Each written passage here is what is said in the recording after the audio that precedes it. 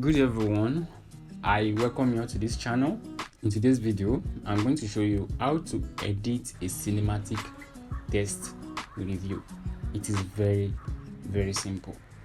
First of all, I want to appreciate my subscribers for engaging on our posts. Then I want to say thanks to you all, and to our new subscribers, I welcome you to this channel. This is a channel whereby you'll be able to learn video editing and some other editing tips. So make sure you stick with me to the end of this video, and if you are yet to subscribe to my channel, do well to subscribe to this channel so that whenever I post my next video, you'll be the first person to be notified. Don't forget, click on the post notification bell, share this video, and drop your comments. You can even drop in the comment section the type of the video you want me to make in my next video. Don't forget, share this video.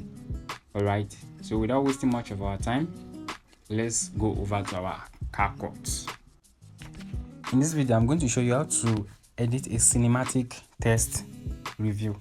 So what you just need to do is to go over to new project, go over to library, and select dark background. Add your text.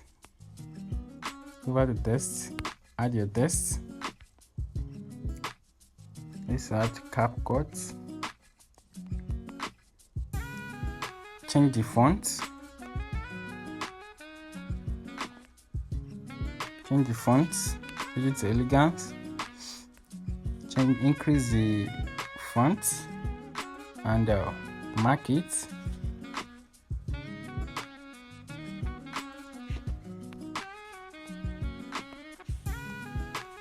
Go to beginning, select the text, create a keyframe, move it forward, use your two fingers to zoom it, move it forward again, zoom it, move it forward and zoom it.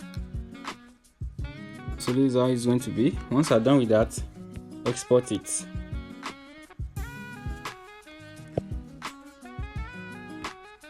Go to new project, add this video, go over to overlay, add your overlay, import the text, and